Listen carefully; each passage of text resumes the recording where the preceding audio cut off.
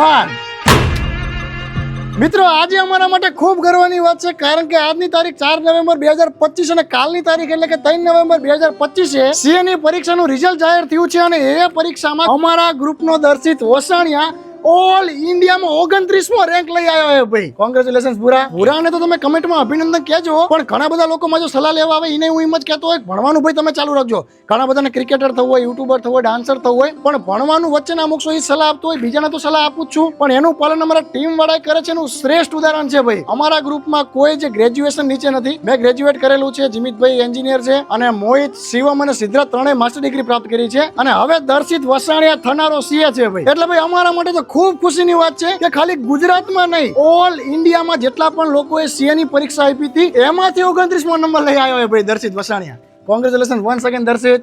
ખૂબ આગળ વધો, ખૂબ પ્રગતિ કરો. મારું સીએ તારે ઓલું જે આવે સીએ નું કામ તારે હેન્ડલ કરવાનું. મારું પહેલું બુકિંગ કરી લેજે. Thank you once again. ખૂબ ખુશ છું ભાઈ તારા માટે યાર.